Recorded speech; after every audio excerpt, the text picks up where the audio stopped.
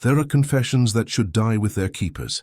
After 30 years managing the Whitmore estate in the Cotswolds, I believed my silence would outlast my service. I was wrong. 3 weeks ago, while cataloguing the late patriarch's private study, I discovered a sealed envelope wedged behind the portrait of Eleanor Whitmore, the family matriarch who vanished in 1978. The letter bore my name in handwriting I didn't recognize, yet the words inside described something I had never told another living soul. It began simply, "You remember the morning you found the boy crying in the East Wing corridor, though no children lived in the house?" My hands trembled as I read those words. It was true. On the 15th of September, in 1994, during my first month of employment, I had indeed encountered a child in that forbidden section of the house. A boy of perhaps 8 years, dressed in clothes that seemed decades out of place, weeping silently beside the tall windows that faced the family cemetery. When I approached, he simply faded like morning mist. I never reported it. New employees who spoke of unusual occurrences rarely lasted beyond their probationary period. The Whitmores valued discretion above all else, and I needed the position desperately. My wife was pregnant, and my previous employer had provided no references after I questioned certain irregularities in his accounts. But someone knew. Someone had been watching. The letter continued with details that made my blood run cold. It described how I stood frozen for exactly 4 minutes and 27 seconds, how I checked my pocket watch twice, how I touched the wall where the boy had been standing, feeling an inexplicable coldness that lingered on my fingertips throughout that entire day. These were not details anyone could have guessed. They were precise, intimate observations of a moment I had buried so deeply that I sometimes questioned if it had happened at all. Yet here they were, recorded in elegant script as if someone had been standing directly beside me, taking notes. The letter was dated 3 days after my encounter with the boy, but the paper felt fresh, unstained by time. More disturbing still, it bore the Whitmore family seal, the same one used on official estate correspondence, impressed in deep burgundy wax that showed no signs of age. I spent that evening researching Eleanor Whitmore's disappearance. The local newspaper archives revealed little beyond the basic facts. She had been found missing from her bedroom on a Tuesday morning in November 1978. Her nightgown was discovered folded neatly on her bed, but she was never seen again. The family maintained that she had suffered from episodes of confusion in her final years, suggesting she had simply wandered into the countryside and lost her way. But the investigation files, kept in the estate's private records, told a different story entirely. Eleanor Whitmore had been documenting unusual occurrences in the house for months before her disappearance. Her journals, written in the same elegant handwriting as the letter that bore my name, contained detailed accounts of voices in empty rooms, furniture that rearranged itself overnight, and most unsettling of all, the repeated appearance of children who should not exist. She wrote of a boy who appeared in the East Wing corridor, always weeping, always dressed in clothes from another era. Her descriptions matched perfectly with what I had witnessed 16 years after her disappearance. The height, the age, even the specific window where he stood. Everything corresponded with frightening precision. More disturbing were her final entries, which spoke of letters she had begun leaving for future witnesses. "Car those who see what others cannot," she wrote, "must know they are not alone in their burden.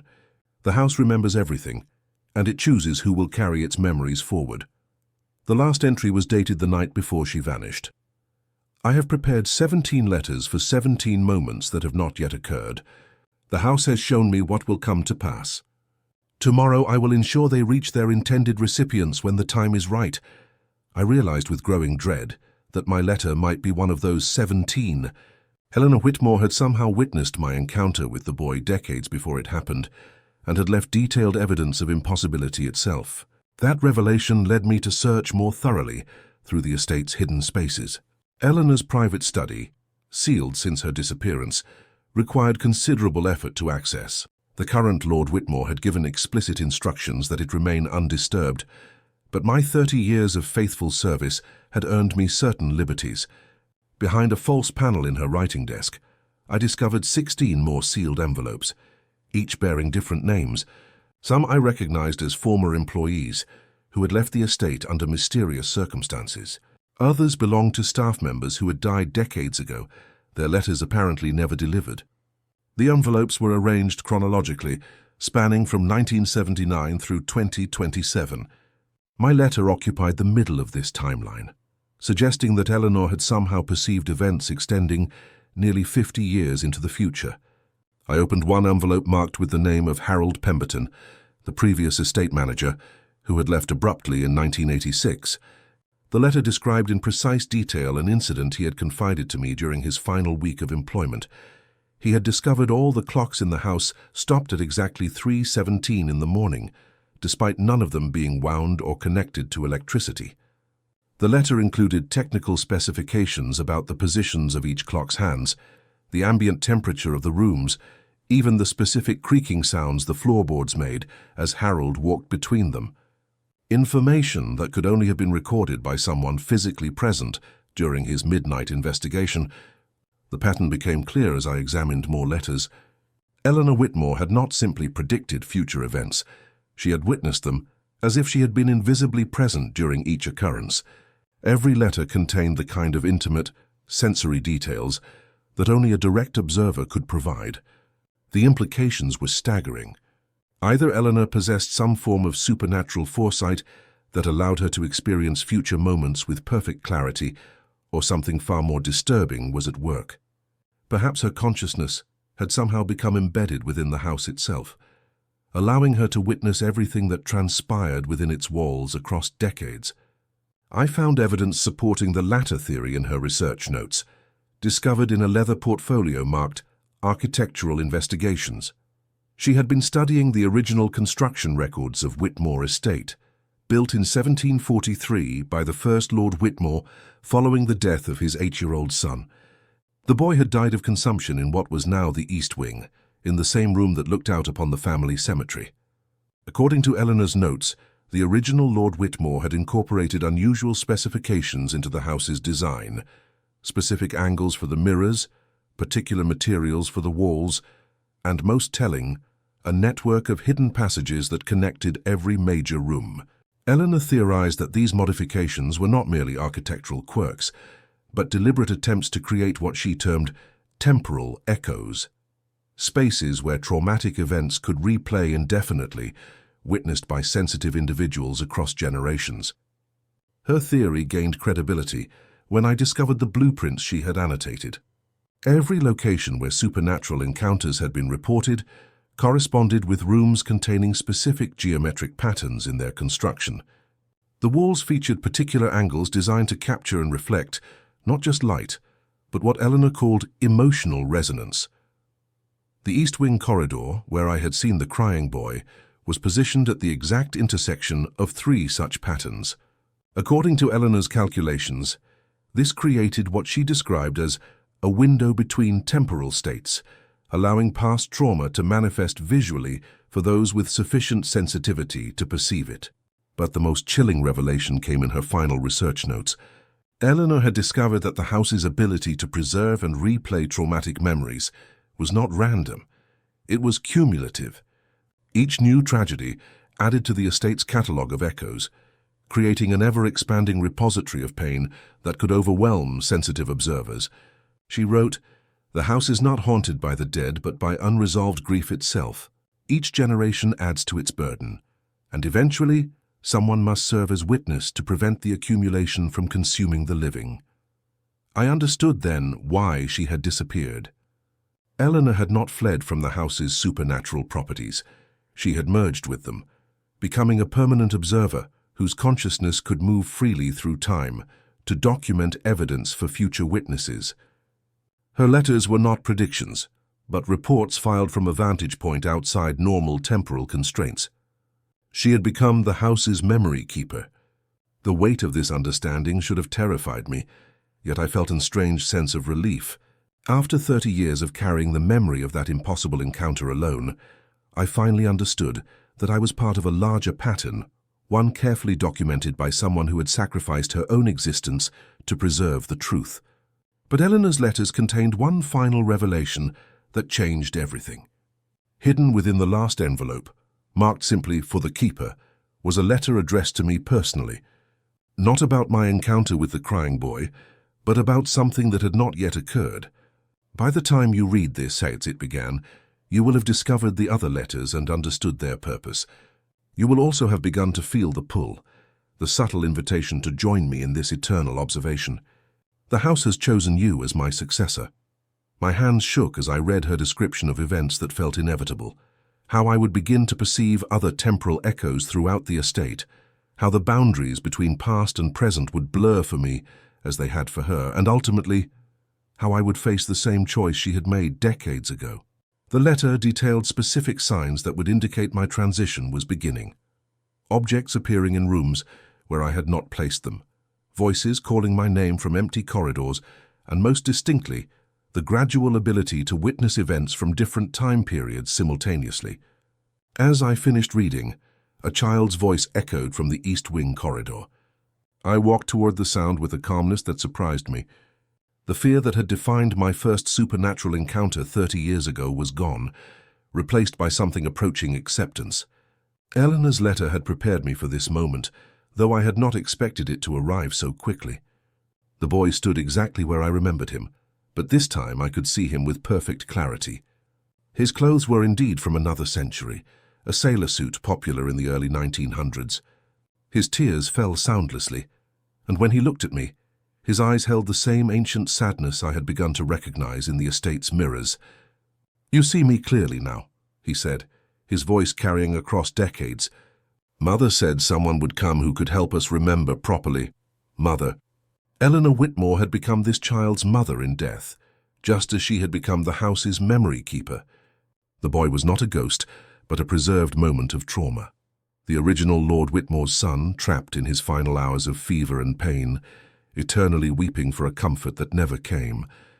"All she told me you would understand about the letters," the boy continued. "About how the house keeps everything safe, even the hurting parts." I knelt to his level, no longer questioning the impossibility of our conversation. "Or what does she need me to do?" "Help her carry the memories," he whispered. "They're getting too heavy for just one person to hold. The house has been collecting pain for almost 300 years. The boy extended his hand, and when I took it, the world around me shifted. Suddenly, I could see the East Wing corridor as it existed across multiple time periods simultaneously. I watched the original Lord Whitmore pacing these same floors in 1744, his grief so profound it seemed to stain the very walls. I saw Eleanor in 1978, making her final preparations before surrendering to the house's embrace. I witnessed myself at different ages, walking these halls, unknowingly preparing for this moment. "The house doesn't create the memories," the boy explained as we moved through this temporal collage. "It only preserves what people bring to it. Every family who has lived here has added their pain to the collection. Someone must witness it all, or it becomes too much for the living to bear."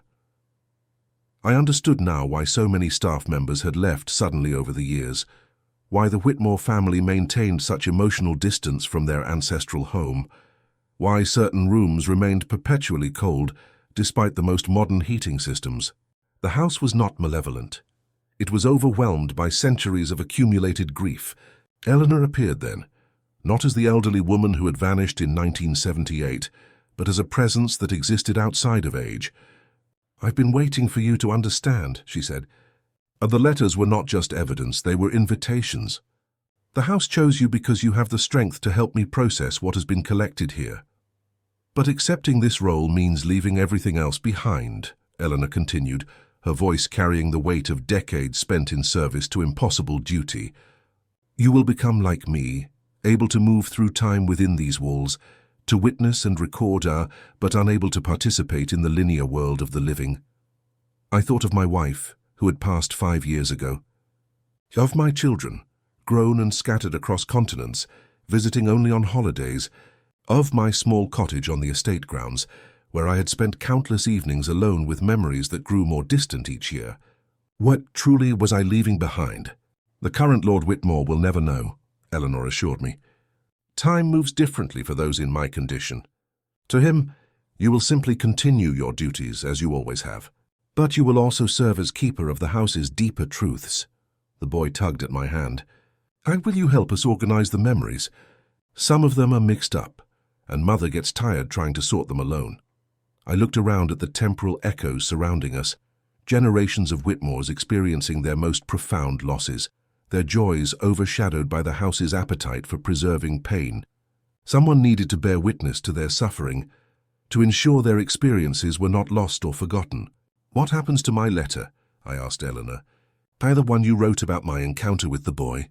She smiled sadly. "You will write it yourself for the next keeper." The transition happened gradually over the following weeks. I continued my regular duties during the day, but as evening approached, I found myself slipping into what Eleanor called keeper time, a state of existence where past and present coexisted freely. I learned to navigate the house's temporal layers, helping Eleanor organize centuries of preserved memories. Some required careful reconstruction, fragments of trauma that had been damaged by time's passage.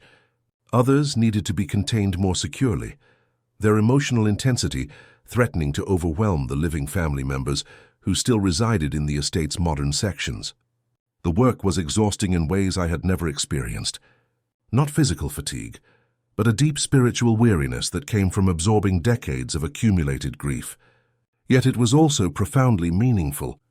Each memory we processed became lighter, less likely to intrude unbidden upon the house's living inhabitants. I began to understand the true purpose of the Whitmore estate. It was not simply a family home, but a kind of emotional repository, a place where England's oldest aristocratic lineage could deposit their pain without having to carry it forward into future generations. The house absorbed their suffering, but someone had to help it process what it had collected. Eleanor showed me how to write the letters for future keepers, how to perceive which employees possessed the sensitivity necessary for this work, and most importantly, how to maintain the balance between preservation and release that kept the estate from becoming completely overwhelmed by its supernatural burden.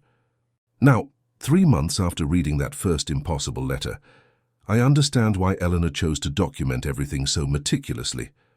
The act of witnessing, of creating permanent records of these temporal encounters, somehow lessens their power to disturb the living world. I have written 17 new letters for future keepers, describing events I have witnessed that will not occur for years to come. The house continues to show me moments that exist outside my linear experience, staff members not yet hired who will encounter their own impossible situations, family members not yet born who will struggle with inherited trauma. The crying boy visits me regularly now, no longer trapped in his moment of fever and pain, but free to move through the house's temporal layers. He helps me organize the older memories, his child's perspective bringing clarity to adult complexities that might otherwise remain tangled. Lord Whitmore commented last week that the estate feels lighter somehow, more peaceful than it has in generations.